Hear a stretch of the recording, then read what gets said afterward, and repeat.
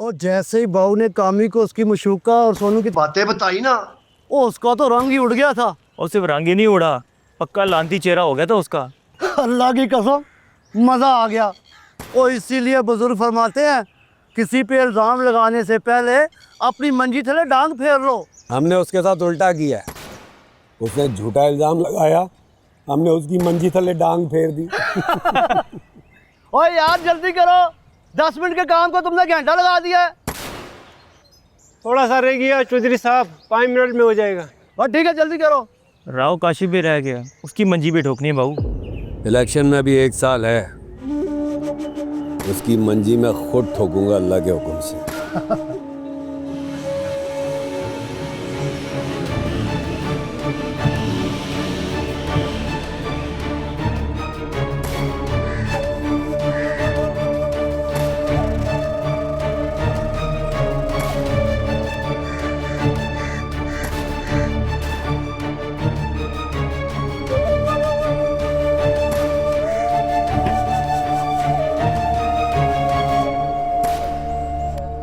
ये क्या भाई? स्पीकर है, अभी लिया है। वो चाइना के माल की कोई गारंटी नहीं होती ना, तो सोचा चेक कर लो। दुकान पे तो कनेक्ट हो रहा था, देखना ये यहाँ पे कनेक्ट होता है कि नहीं है?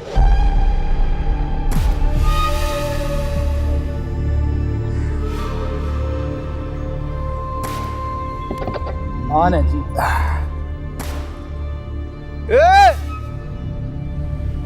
ओ 1 मिनट रुक जा यार। हाँ? The Bluetooth device is connected successfully. नहीं यार, मैं कैसे जैसे बगैर तो मैं क्यों हाथ रखने लगा? या तो मैं उसके आगे पीछे नस्लों को ना जानता हूँ। उसका बाप लकड़ मंडी में चौकीदारी करता था और उसकी माँ बिजनेस। उसकी 2 बहनों को तब भी वही बिजनेस है।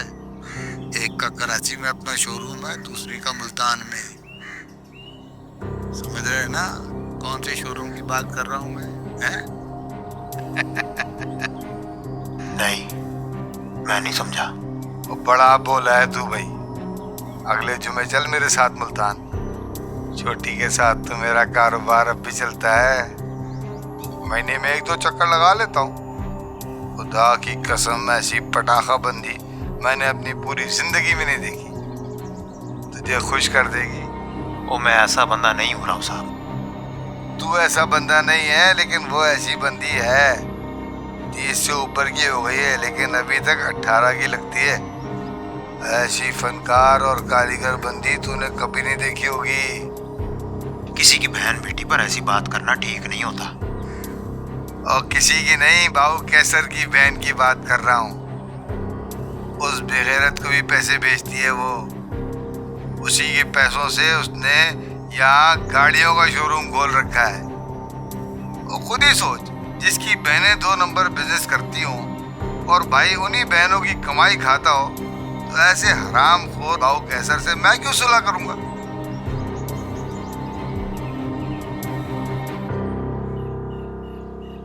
बस ये औकात है तेरी।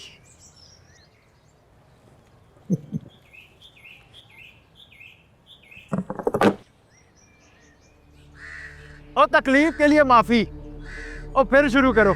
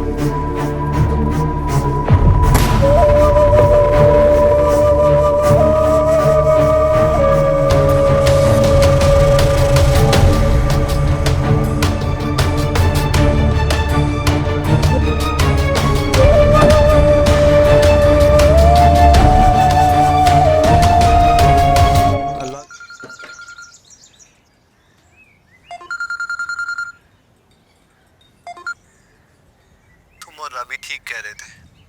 पाओ कैसर खुदा की पकड़ में आ गया। खुदा और पुलिस दोनों की पकड़ में आ गया पार्टनर। इनमें एक पुलिस वाला भी शहीद हुआ है। अब तो उसे किसी का बाप भी नहीं बचा सकता। पुलिस वाले अपने बंदे की मौत को ऐसे नहीं जाने देंगे, देख लेना। इंशाल्लाह उस जालिम का अंजाम तो हम सब देखेंगे। नाचने का दिल कर रहा है यार। फिक्र ना कर, मिलकर नाचेंगे। अभी मैं जा रहा हूँ राबी की तरफ, शाम को छत पर मिलते हैं। डन। Okay done.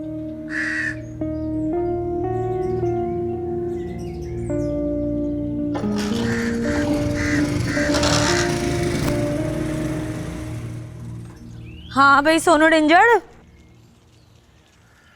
तुम्हारी अम्मी और मेरे अब्बा ने तो मुलाकात कर ली है, लेकिन हमारी बात आज तक नहीं हुई। शादी हमारी है, इसलिए हमारी बात होना बहुत ज़रूरी है। हाँ तो सोनू डेंजर, मेरा पहला सवाल आपसे ये है कि शादी के बाद सोनू ही रहोगे या मेरे लिए डेंजरस हो जाओगे? तो मुझसे बात करने आए हो या मुझे रिकॉर्ड करने? रिकॉर्ड करने। बातों का रिकॉर्ड पर होना बहुत ज़रूरी है। अगर शादी के बाद तुम अपनी बातों से मुकर गए तो क्या करूँगी मैं? सारी ज़िंदगी का मामला है, मजाक थोड़ी है। जिन्होंने मुकरना होता है वो वैसे ही मुकर जाते हैं, उनके लिए सबूत का होना ना होना बराबर है। लेकिन फिर भी तुम्हारी तसल्ली के लिए दे देता हूँ रिकॉर्डिंग। पूछो क्या पूछना है।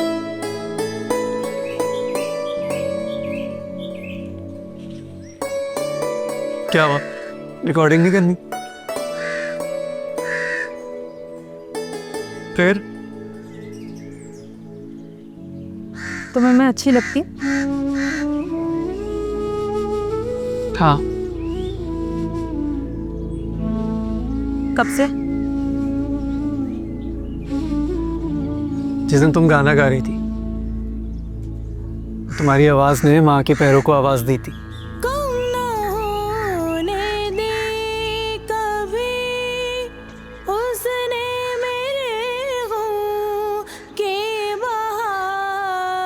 उसने मेरे हों के बहार जब कभी याद आ गया, एक जख्म ताजा दे गया बातों बातों। तुम्हारी बंद आंखें मेरे दिल के सारे दरवाजे खोल रही थी।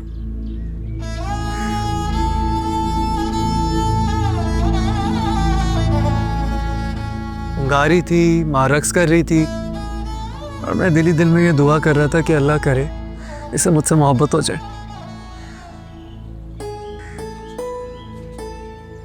क्योंकि मुझे तो उसी दिन हो गई थी।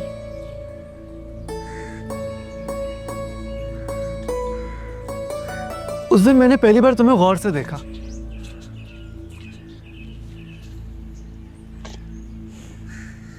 बताया क्यों नहीं?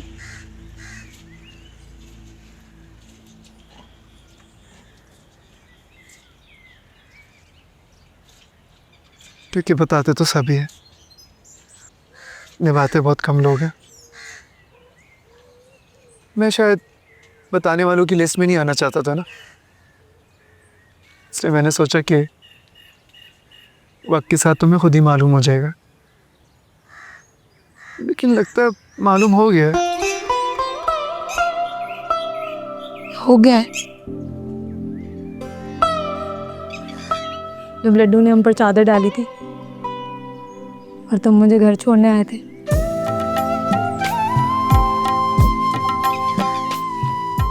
शॉल में बहुत प्यारी लग रही हो। समझ नहीं आ रहा कि तुम ज्यादा प्यारी लग रही हो शॉल। अभी तक शक में हो या फैसले पर पहुंच गए हो कि कौन ज्यादा प्यारा है? तुम और कौन?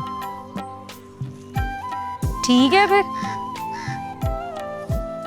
इसी उम्मीद के साथ शुरू करते हैं ये नया सफर। है ना, नीयत साफ तो मंजिल आसान। नाचते गाते हम लोग कहीं ना कहीं तो पहुंच ही जाएंगे।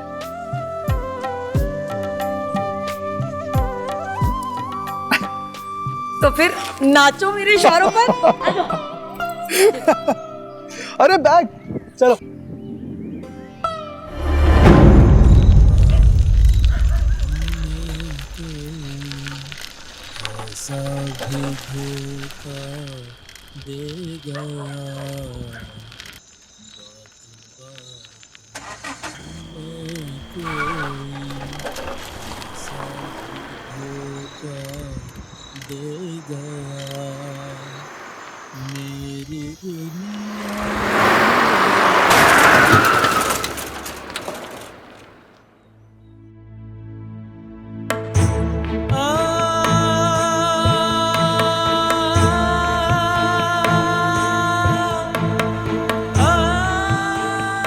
रात की तारीकी में खुदा के अलावा किसी ने भी नहीं देखा कि वो कातिल कौन था। किसी को नहीं पता कि वो गाड़ी किसकी थी, कौन चला रहा था। मैं चला रहा था। मैं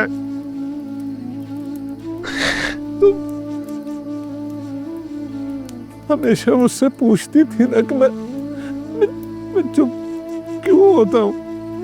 तो एक बेगुनाह को कत्ल करने के बाद कौन हरामखोर बोलेगा? कौन?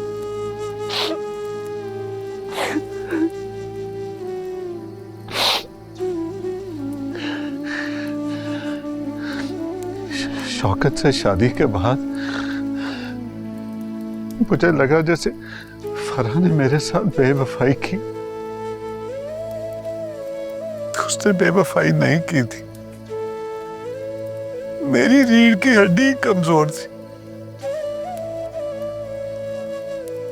मेरे अंदर सिर्फ नफरत थी, नफरत। मैं जब फरहा को शौकत के साथ खुश देखता था, मैं अंदर से जलता रहता था। मुझसे उनकी खुशी नहीं देखी गई, नहीं देखी गई। मेरे जैसे कातिल डरपोक होते, कत्ल करके छुप जाते हैं। मैं भी हफ्ते बाद दुबई चला गया था, वहां भी चैन नहीं आया मुझे, चैन नहीं आया।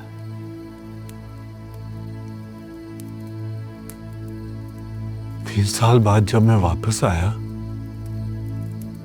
तो फरहा अपने बच्चे को लेकर जा चुकी थी। कहा किसी को नहीं मालूम। शौकत की बीवी तो ना मिली, लेकिन 6 साल के बाद उसकी बहन नूरा मिल गई। मैं उसकी मदद सवाब हासिल करने के लिए नहीं करता, अपने गुनाह की शिद्दत कम करने के लिए करता हूं। मैं वो नहीं हूं जो नजर आता हूं। मैंने अपनी चुप के पीछे शौकत की लाश छुपाई हुई।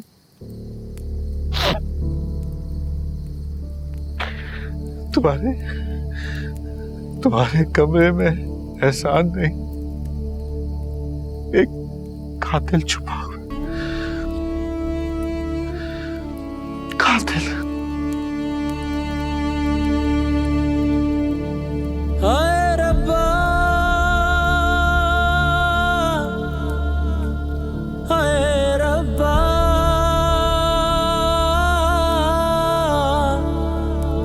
रब्बा।